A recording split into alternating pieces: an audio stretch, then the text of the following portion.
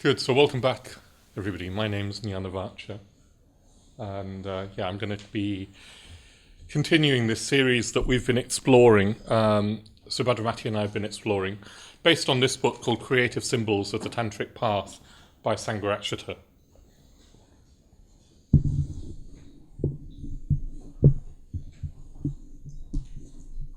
So,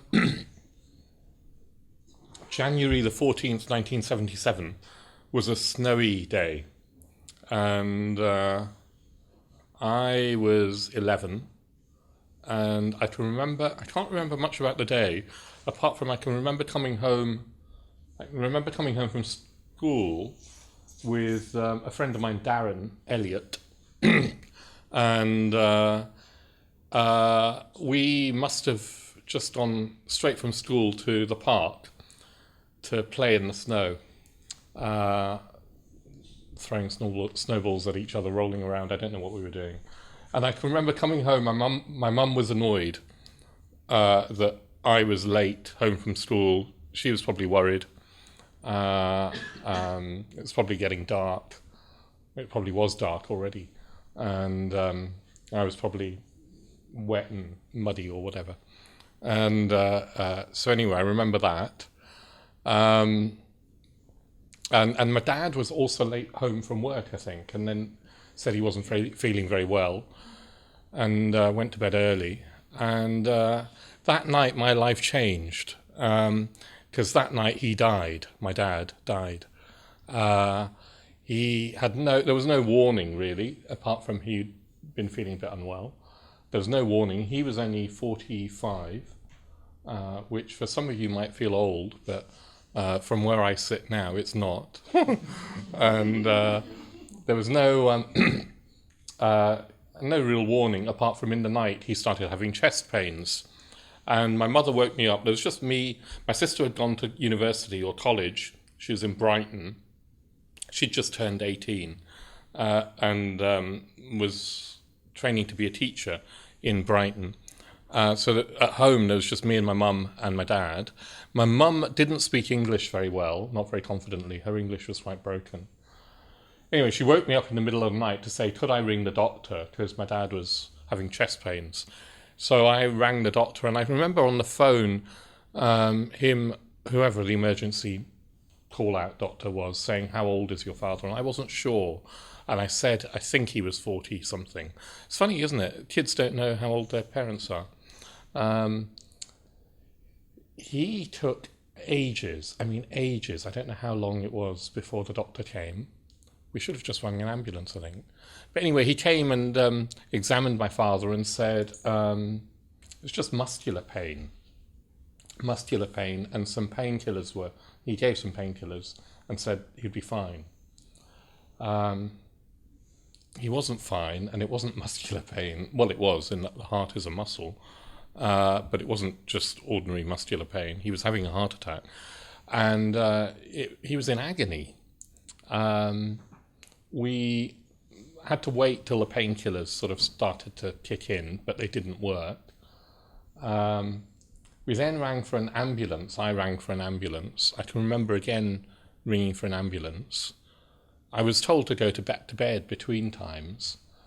The ambulance, those days in the 70s, it wasn't, we think the NHS is not very good now sometimes. I think it's probably a lot better than it was all those years ago. It took ages. I think maybe a couple of hours to come. My mother was really panicking. She phoned a cousin of mine who lived nearby and was in his 20s to come, I don't know, just to stay with us and support us. I can remember holding my dad's hand. He was writhing about in agony by this time, and saying that he'd been harsh to people in his life and he was regretting it. He'd smoked too many cigarettes and he'd regretted that, and he'd been harsh to people in his life and he regretted that. I was told to go back to bed. I couldn't really sleep. And I can remember chanting a mantra, praying. I didn't think I was religious. I was brought up in a Hindu household, and I can remember chanting a mantra, a Hindu mantra, in the hope that that would protect my father, and visualizing. I'd never done any visualizing, I don't think, anyway, not consciously, that the mantra formed a garland that protected the house from death. And so all around this house, I visualized a wall of protection. And then I fell asleep. And the next thing I knew, my cousin was in the house, in my room, waking me up and saying that my dad had died. And downstairs, I could hear sobbing like I had never heard before. And he'd died. The ambulance had eventually come. My cousin had stayed with me, and my mother had gone in the ambulance with my father to the hospital. This was now about 4 or 5 in the morning, and he'd died en route. He'd never made it to the hospital. And I can remember that, the doctors should sort of keep the valuables and hand over. They didn't. My dad's watch got stolen in amongst it all. Anyway, that's neither here nor there, really. So that night, January the 14th, 1977, was, I think, in a certain sense, I don't think I'm being overly dramatic, it was the sort of ending of my childhood and the beginning of a new phase of my life where I knew that death was real. Kids sort of know that, and they sort of don't. And many adults sort of know that and sort of don't. Well, at the age of 11, I knew it was real. And I start with this because it was a shattering experience. It was a shattering experience for me, my mother, and my sister, and other people around us in my extended family. And I start with that because tonight what I want to talk about is the Vajra.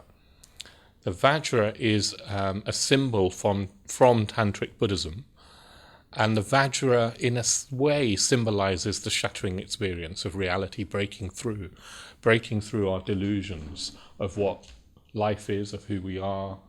All of that can be shattered at any moment, not just by death, actually. It can be shattered by lots of things in life. Divorce, redundancy, hearing that you're ill, terminally ill, a lover leaving you, and realizing that they're not the faithful lover that you thought they were. Lots of things can shatter our delusions of security, because life isn't secure. I know we look for security, and I know we try to find it in people, possessions, identities, views. All of those are not really secure. Nothing in this world of the senses, in this conditioned world, as Buddhism calls it, is secure. Not in the way that we imagine or that we would like. So reality will break through. It will break through. Now, the thing with Buddhism is it says not only will it break through, but you can welcome the breakthroughs, because the breaking through of reality, the shattering experience, can be, if you let it, if you're prepared for it, if you're practicing the Dharma, it can be a liberating experience. It can be liberating. It doesn't have to be just annihilating. It's destructive, certainly, but it can be a destruction that frees us from the bondage of our delusion. Yeah, and what arises if you let it is something liberating. At the time, as an 11-year-old, if somebody had told me that when my dad had died, I would have told them to get stuffed, because I didn't feel that was how I didn't, experience this experience. In retrospect, I can look back and think, oh yes, there were aspects of it that were really liberating. My mum discovered the Dharma. She discovered meditation after my dad died because her world had been shattered. She needed something to become whole again. And she fortunately turned to meditation, which wasn't such a common thing as it is in the West now. And she gradually pieced her life together. But I'm really pleased and proud to say that she became more than she used to be. I mean, she grew. She was quite under my dad's thumb and very dependent on him. And he liked it that way. Maybe he did, or maybe he didn't. I don't know what he liked. But anyway, their relationship was such that it wasn't always easy and it wasn't plain sailing. And she was definitely under his thumb. He was a bit of a bully at times, emotionally. I'm not saying she was perfect, but anyway, she flourished through a shattering experience that she didn't want. She flourished. For me, it was the beginning of, I say it was, I don't know if it really was, but I know from that moment on, I realized that there had to be more to life than all the normal things that people normally strive for, that adults strive for. I suddenly saw through the adult world. And as a kid, you can sometimes do that, can't you? Children can have a very penetrating sense of the truth and pierce through all our pretensions as adults, all our the ways that we create identities and whatever. Kids can just pierce through that. Well, I can remember sort of piercing through and seeing that most of the adults around me were living a lie. Were living in some sort of fantasy, fabricated fantasy, where they pretended that the most important thing was the next car or the holiday or the fridge or, fridges. We'd just got a fridge. My mum was really pleased with the new fridge. Do you know what I mean? And et cetera, et cetera. And nothing that most people learn to strive for, think that is important, seemed important anymore. Didn't last. I got preoccupied in a way that I just, children do. And something in me that day, a seed was planted that led me eventually, as an adult, to Buddhism, to the Dharma.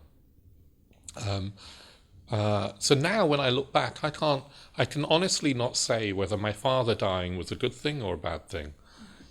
It's too big for that. We classify things as great or good or bad, but when something like that happens, there's no way of classifying it. It evades our concepts, our grasp of what's going on. It's both catastrophic and beautiful and wonderful in a certain sense. I'm not saying that all death is like that. Sometimes it's just tragic and catastrophic. But if you're a Dharma practitioner, it can be a wake-up. Yeah, it can be a wake-up call. The thing is that you don't have to wait for death. So what the Vajra symbolizes is reality breaking through in any moment. Part of why we meditate, part of why you practice Buddhism, is that you're trying to create a mind that is sensitive to reality. so that it doesn't have to break through and shatter. It could just touch you, and you would wake up. Yeah, you become more permeable. We're trying to create minds that are more permeable to the touch of reality, and sometimes that touch can just be blissful. Certainly, on my about 18 months ago, I was on a long solitary retreat. I was away by myself for 6 months, and I tried to pretend. No, that's too fanciful. Yeah, I did. I pretended that I died. I mean, to my old life. I knew physically I hadn't. I'm not silly. But, well, sometimes I am actually. But I'd pretended that I'd sort of, because I was out of touch with the world and with anybody for 6 months. I'd also stopped working officially for the LBC. I used to be the chair here, and I'd put down that responsibility. For the first time in my life, I had no real responsibilities to anybody. I had people who loved me, and I know they'd be very sorry if I had died. So it's not that, but I had no real responsibilities, and I could imaginatively pretend that I died to my life. And it was blissful. And that's not because my life is awful. I have a very, very happy life. I have a very fulfilled life. I feel very, very fortunate. I feel blessed in my life. But this letting go of... what I was deliberately trying to do was let go of identity, of any sense of who I am. Any sense of who I am. I was no longer the chairman of the Buddhist Center. I was no longer the son, the brother, the friend. Do you see what I mean? I pretended, at least, that I'd cut all the worldly ties and attachments, even the positive ones, even to Buddhism, in a sense. I could. Interestingly, I didn't quite. I would still wear my kesa. When I meditated, I wanted to put my kesa on. So there was something that was still identified with, in a positive sense, with being a Buddhist, being an ordained Buddhist with my name. But all I can say is it was blissful. I mean, laugh out loud blissful. Do you know what I mean? Ecstatically blissful. Not all the time, not for the entire 6 months. That would have been unbearable. But enough of the time for me to know that the more I could let go, the more freeing it was. Now, I don't really know what would have happened had I don't know, literally found out that I was dying or had a heart attack. Fear would probably have arisen. But for a while, I could get as close as I could to letting go of all the clinging to me. Yeah. Unfortunately, it's come back. I've been back 18 months, and I can feel all my ordinary attachments and sense of me against the world, as opposed to the world. My pride and my egotism and my what will they think of me kind of attachments have all come back. But every so often, particularly when I meditate, I can touch a space again that reminds me of how it was on that solitary retreat for 6 months, how freeing that was. Anyway, the Vajra represents that freedom as well as the shattering of the bonds that keep us tied. Yeah, I mean, primarily it represents the shattering, but what that shattering can lead to is freedom. That's what I'm trying to say. It can be extremely positive. And as Buddhists, if you're trying to practice not just for stress relief, but if you're trying to practice for enlightenment, then you're going to be welcoming that shattering. You're going to be looking for it. You're going to be preparing your mind for it. And it can happen in any moment, and it needn't be a catastrophe that causes the freedom. The shattering can be anything, because reality can break through at any time. So the Vajra, I've got one here, and I'm going to pass it round. So maybe I'll pass it to Subhadramati first. So this isn't the Vajra. This is a stylized object representing the Vajra, which of course, the Vajra is a symbol representing the shattering nature of reality. And this is a stylized version of that symbol, which represents the symbol, which represents the shattering nature of reality. So we're a bit of a way removed from the Vajra itself, yeah? But in Tibetan tradition, you try and use your imagination to activate the forces in you and sort of externally to you. And external and internal are actually arbitrary. They're not really a real category. Anyway, you use your imagination to activate forces that will liberate you. The forces are there more than we normally dare believe, dare imagine. The Vajra is a symbol for what can shatter all our perceptions in order to liberate us. So I'm going to pass it round and I'll talk about it. So make sure it comes back to me. One of the qualities of the Vajra is that it always does come back to you. It's, Thor's hammer. Yeah? Thor Ragnarok. Who saw Thor Ragnarok? And he has a. Does he have a hammer? I think he does, doesn't he? He has something, doesn't he? It's indestructible, the hammer, I think. Although I think. Anyway, never mind. Let's pretend it's indestructible. It can smash through any obstacle, break through any obstacle, and it always returns to Thor's hand. Yeah, he wields the Vajra. He wields the hammer. Well, the Vajra has a similar quality. It shatters any obstacle. It's indestructible itself, and it returns to you all the time. I mean, it always comes back to you. It's likened to a diamond.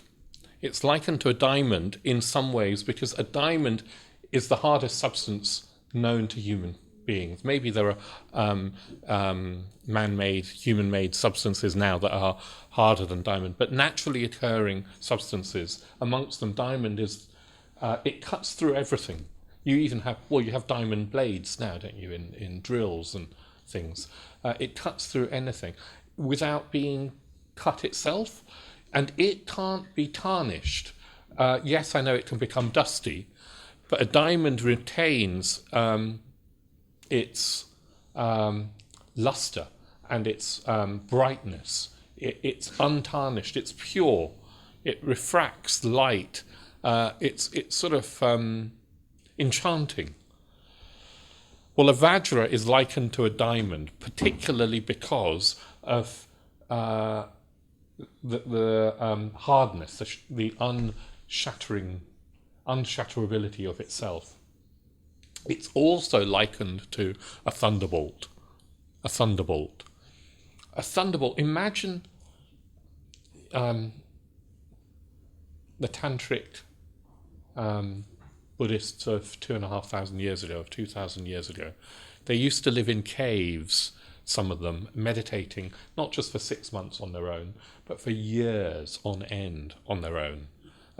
Not with weekly food parcels delivered to their door.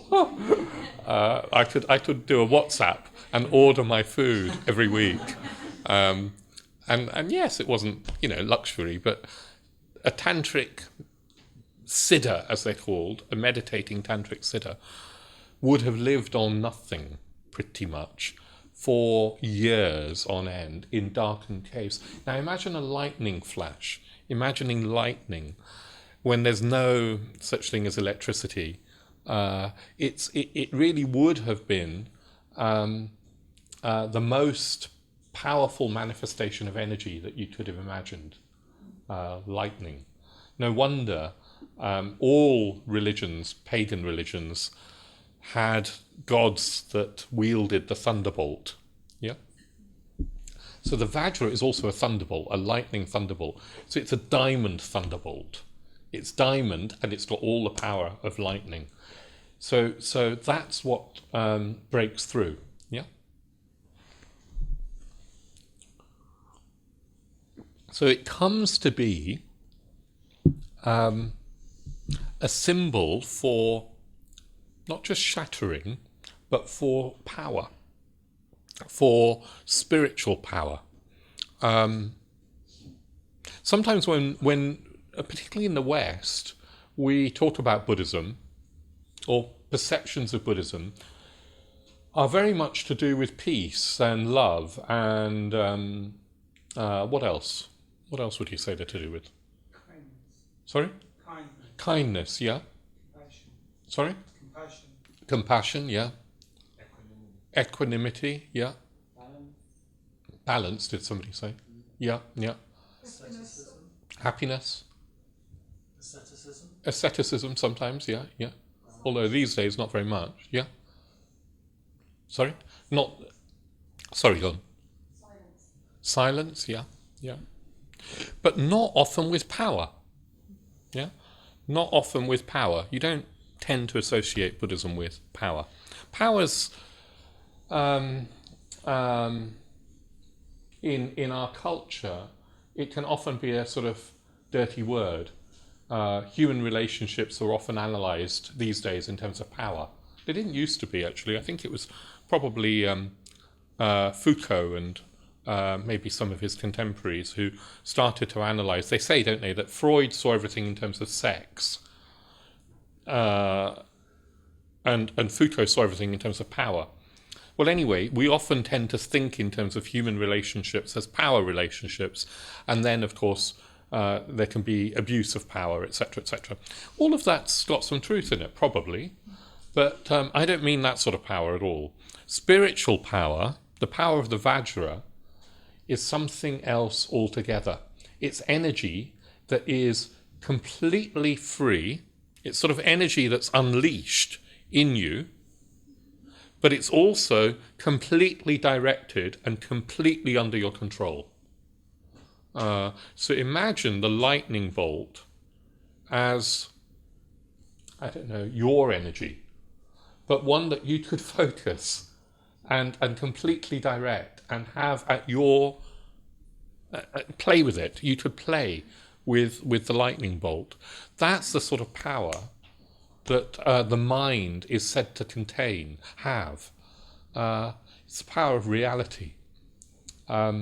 That's why you get all these mythical, magical stories about, in the Tantra particularly, about what the Tantric sages can do. They can fly, they can multiply their body into millions of emanations. They can shrink their body. They can cause it to become huge. They can live for thousands of years. They can do all of this. That's, I believe, I mean, maybe there's some truth in that. Who knows? I wouldn't rule out something that to us seems supernatural. But primarily, I think that they're symbols of the power of the mind and the power of a liberated mind, an enlightened mind, what it feels like. Sometimes when you have a blissful experience in meditation, I don't know if you've had this, you feel as if you're in free fall, which is very much like flying. There are no boundaries left, there's no ground under you, but it's exhilarating. That's the sort of power that a tantric yogi, that's the sort of bliss that a tantric yogi would be feeling.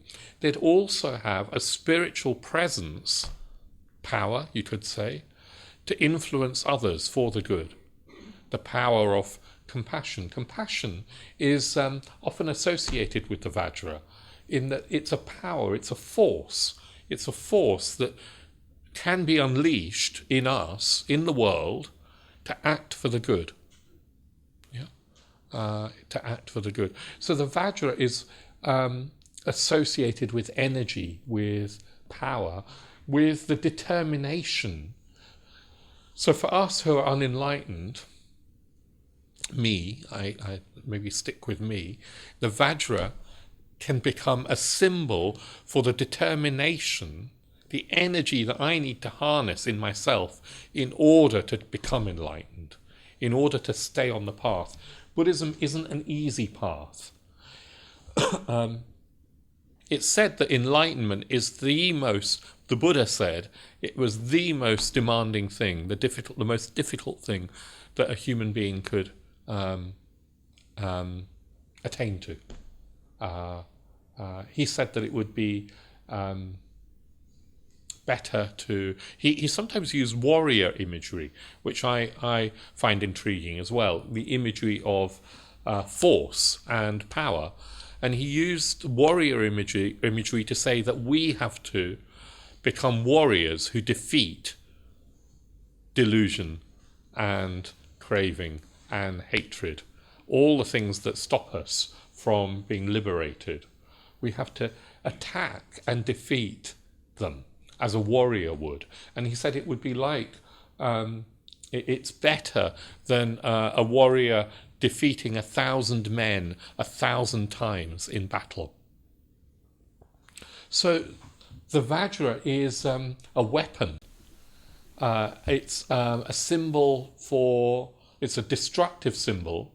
It's a symbol for energy and for determination.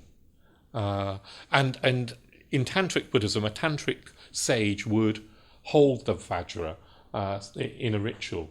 On the shrine here, come and have a look later, we've got a symbol of a being who is that energy unleashed, personified, that enlightened energy personified. I'll come back to, his name is Vajrapani, and he wields a Vajra. In fact, he's prepared to hurl the Vajra at you. Yeah? We'll come back to him at the end. The Vajra is also associated with cosmology. So in Buddhist cosmology, the world started, the universe that is, didn't have a creator god, but it started as a fiery sort of, what's the word? Conflagration, like just gas on fire, which is quite close to, the Big Bang in a way. And then it said that this universe gradually cooled, which is true as well. And as it cooled, it condensed in that matter formed. Yeah, and the first place that condensed and cooled and became material is called the Vajrasana, or the Diamond Throne, and it's not in Suffolk. Well, it might be, but it's said to be the place where the Buddha and all the Buddhas before him and all the Buddhas to come sit at the time that they gain enlightenment.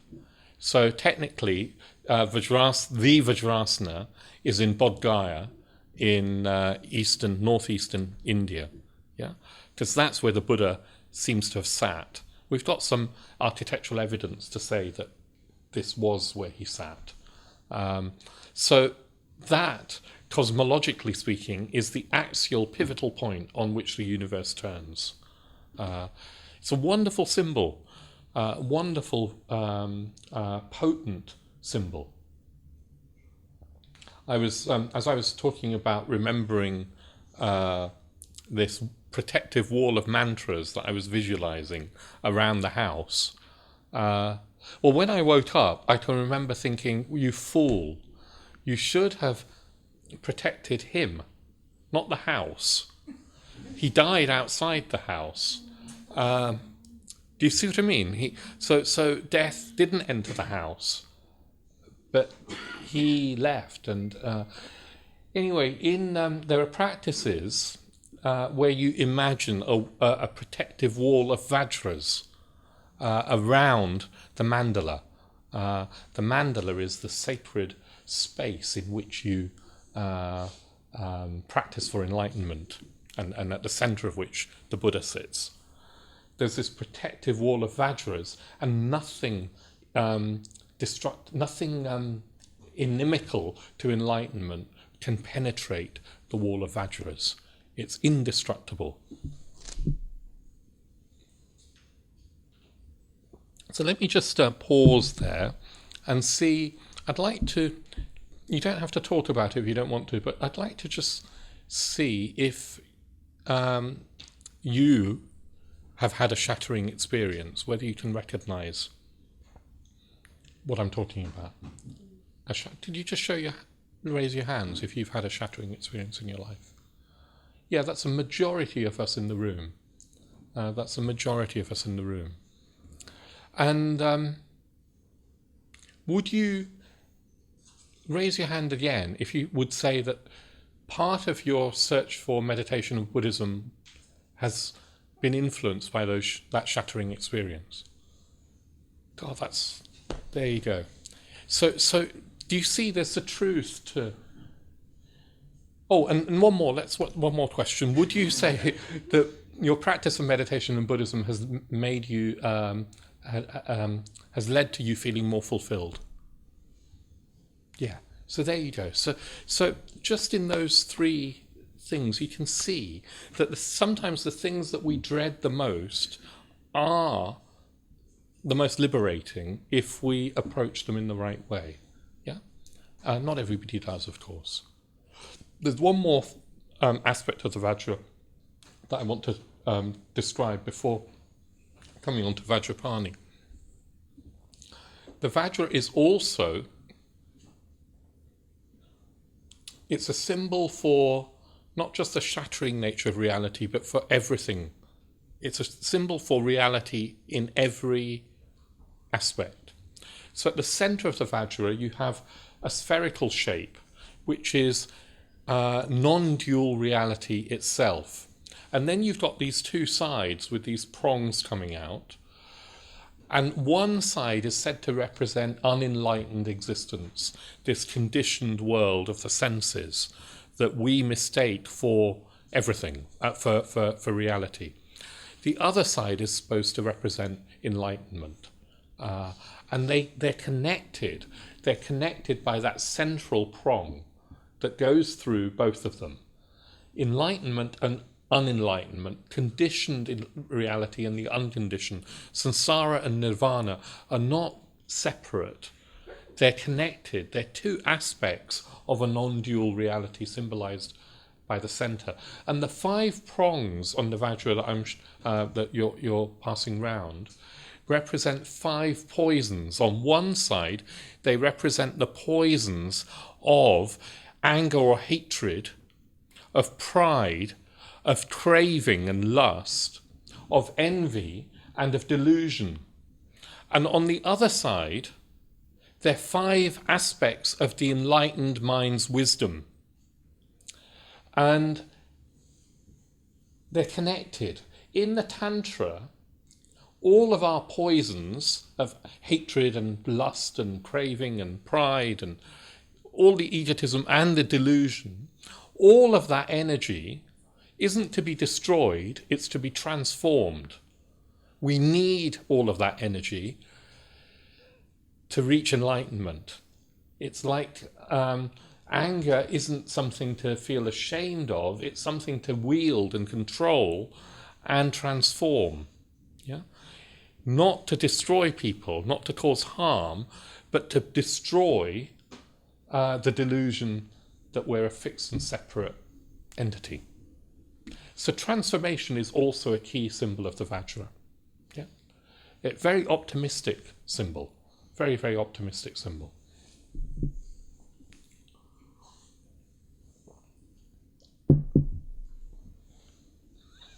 So let me just pause there and see if there are any questions, particularly about either the destructive force of reality or this thing about transforming ourselves. Yeah. Kind of tangent. The Vajra. Vajra. When you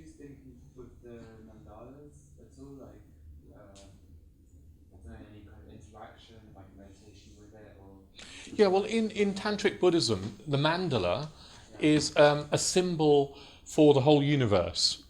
And as I say, typically in a representation of the mandala, the Vajra or the Vajras would form a wall around the mandala protecting it. In Tantric ritual, they'd be used as ritual implements, as ritual objects. They're also associated with sovereignty. So if you were a Tantric Lama or a Tantric Guru, it would be a symbol of, it would be like not just a diamond thunderbolt, but diamond scepter that you'd hold. Yeah. Can you use it on a singing bowl? I wouldn't, no. I think you might damage the singing bowl. Yeah, yeah. No, I'd use a proper thing to dong the singing bowl with. Yeah, yeah. You could just hold it and see what holding a symbol like the Vajra, particularly if you know some of the associations, what does it feel like to hold it? You have to bring your imagination to bear, because obviously what you're holding is just a lump of metal, but it's also a symbol for the nature of the shattering nature of reality. So what does that feel like? This figure, Vajrapani, is about to hurl it. Another figure, Vajrasattva, holds it to his heart in a very gentle way. Yeah. Now, I guess one more thing I perhaps want to... Oh, no, sorry, let's see if there are any more questions. Yeah, one more. Go on. You said that you asked us if we had found meditation more fulfilling. Do you think recognizing the shattering nature of reality leads us to be more fulfilled? Not necessarily, because some people crumple. Some people can't. Eliot said humankind cannot bear too much reality, and some people collapse under the weight of it. I think it doesn't automatically lead to fulfillment. I think it depends what you do with it, and it depends how prepared you are for the experience. And I think all of Buddhist practice, you could say, is a preparation for shattering, a preparation for liberation. We're trying to not just prepare our minds, we're trying to become that lightning conductor, inviting that lightning bolt. That's what we're trying to become, a fearless lightning conductor. And what's shattered isn't the physical body. It's not that we'll physically die. What's shattered by the Vajra is, first of all, any ideas that we have about ourselves. Yeah? Any idea, any identity that we have. So that would include any stories and narratives that we have about ourselves, who we are, what we're like, anything that we identify with. So what can you identify with? What sort of things do we identify with, typically? Gender, yeah. Yeah. National identity. Say that again? National identity. National identity, yeah. Status. Who said that? Oh, yeah, status, yeah.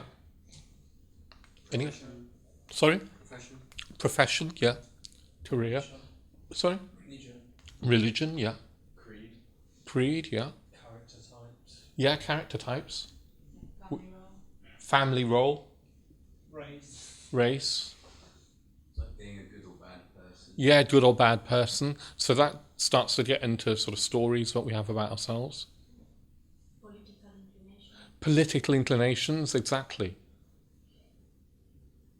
All of that is shattered by the Vajra, by an encounter with reality. We realize that none of that is essential to who we are.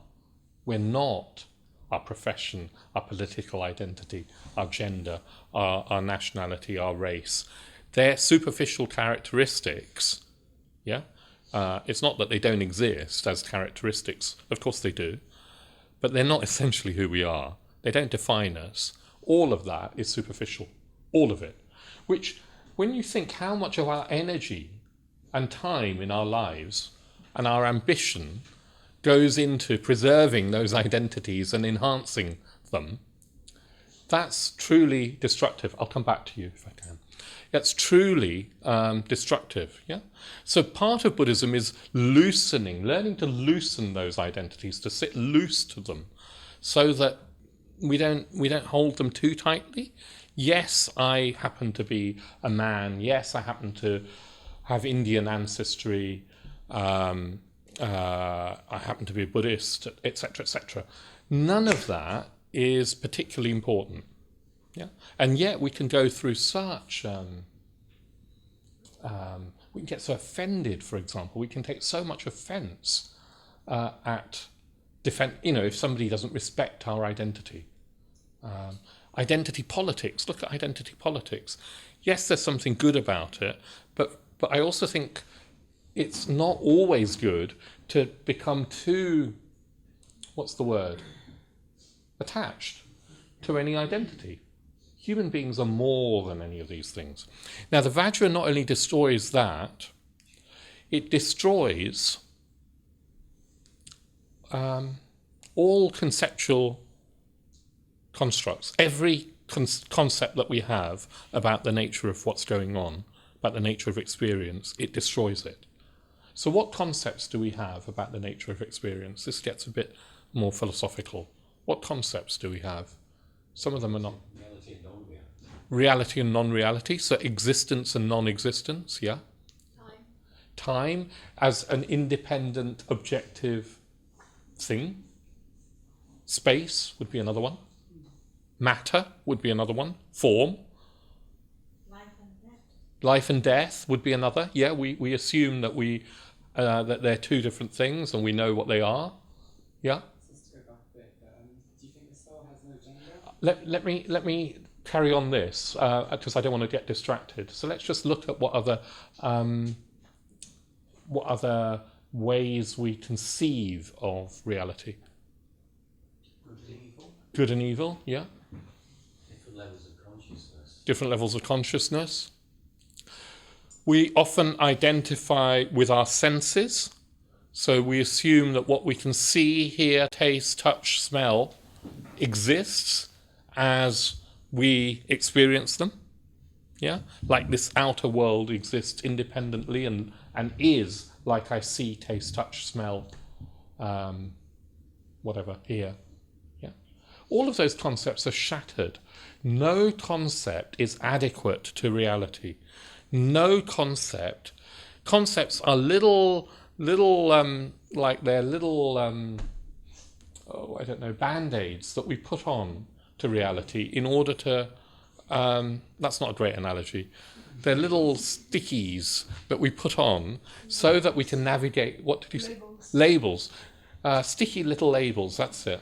That we put on to reality so that we can navigate our way through and so that we don't, mess up too much. Yeah? And I can make porridge in the morning because I know my oats from my wheat or whatever it is. So it's little sticky labels. But actually, when you look deeply, nothing comes with a label. Yeah? I know porridge oats do, but not really.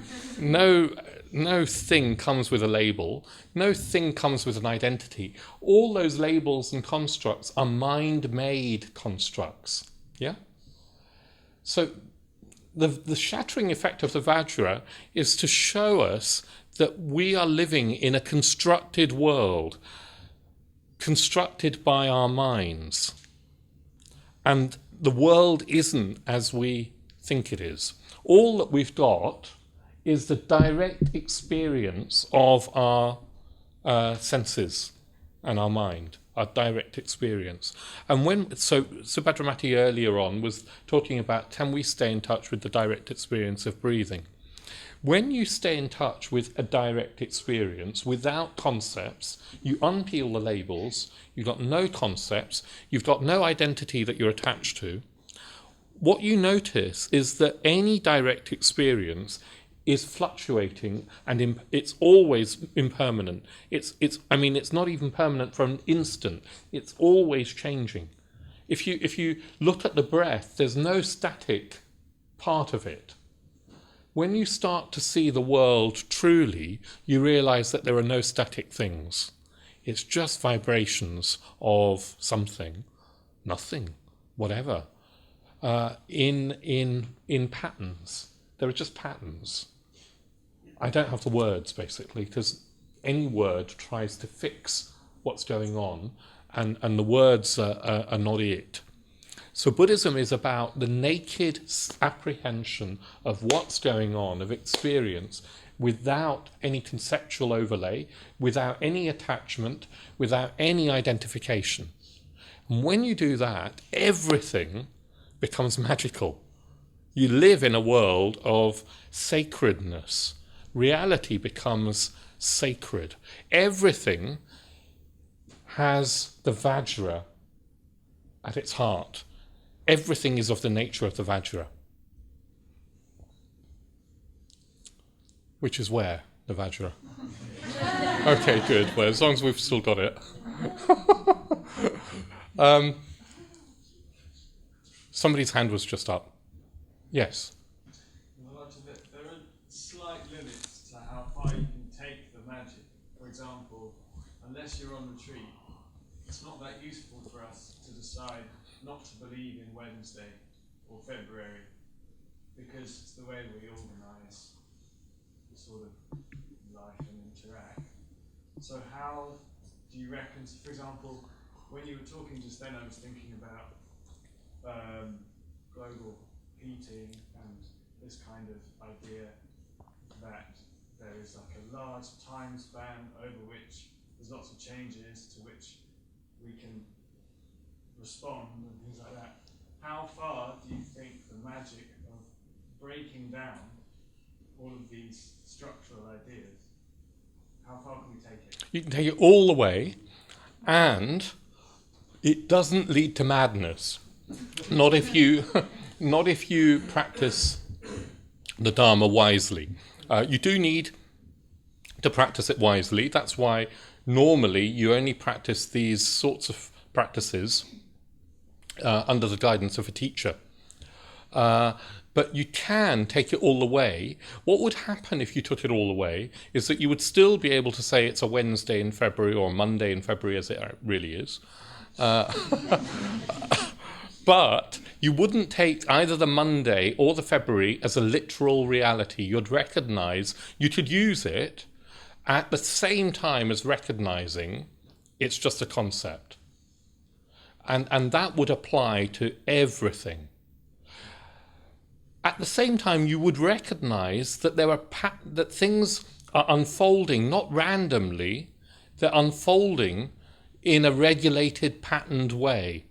The Buddha said that things arise in dependence upon conditions. So you would be able to see that, yes, certain things, certain conditions cause certain other conditions to arise. So yes, if the planet is warming, that is because certain conditions are causing that condition of warming to arise. And you would be free to do what you could to manipulate those conditions as best you can. So you might still campaign for people to reduce their carbon footprint, or governments to change their energy policy, or whatever. You might still do that, and at the same time, somewhere you would be aware that the global warming, carbon footprint, all the conditions that are happening, the earth itself, all human beings, the species, all of that is not really a fixed reality. There is no fixedness to, they're just patterns. They're patterns. So you wouldn't, one of the effects of liberation is that you can actively help create a better world, which we should be doing as Buddhists, without the anxiety when it goes wrong. You would do it without any expectations. You'd let go of expectations. Does that make sense? Which would create a much more free way of being in the world. You try and help, you let go of expectations, and you don't expect it all to work out. One of the first things that the Buddha taught is that because reality is impermanent, because it's always shifting, because there's no real substantial entities there, if we cling, we cause suffering, ourselves suffering. Yeah? So there will be suffering while we are unenlightened. Okay, I must move on to I know there are more questions, but let me move on because I want to talk about Vajrapani. So Vajrapani is an embodiment of enlightened energy. Sometimes it's energy breaking through into enlightenment. It's the process of enlightenment. He appears in two main forms. One is a peaceful form, and one is a wrathful form. And on the shrine here, we've got the wrathful form. He's made of, all these bodhisattvas are made of light. They're not made of material, heavy substances. They're made of light. He's made of dark blue light, which is already mysterious. He's huge. He's not just well-built and muscular, he's huge. He's like an ogre. He often has 3 bulging eyes. On this one, he's just got 2, but they are bulging. The third one sometimes is in the centre of his forehead. He's wreathed in, or he's naked, apart from he sometimes wears a tiger skin, which is interesting, isn't it? Sometimes, well, on this one anyway, snakes are surrounding, encircling his body. And he's wreathed in fire. So he walks in fire. And he holds a Vajra in his hand. Oh, he's garlanded with skulls, yeah? So death, skulls, have become jewelry. They've become an adornment. They're not something that he's frightened of. He wears death. He has a crown, often of skulls. He's got fangs, and he's coming towards you with a Vajra in his hand. I once encountered him on a solitary retreat, not this long solitary, another solitary, much shorter solitary. I had an encounter in a meditation. I had a vision of, I think it was him.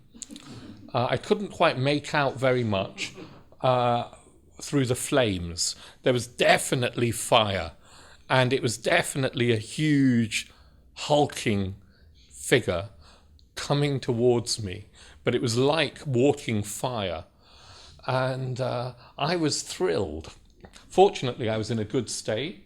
I had done my Buddhist homework. I knew who he was, and I was able to not resist.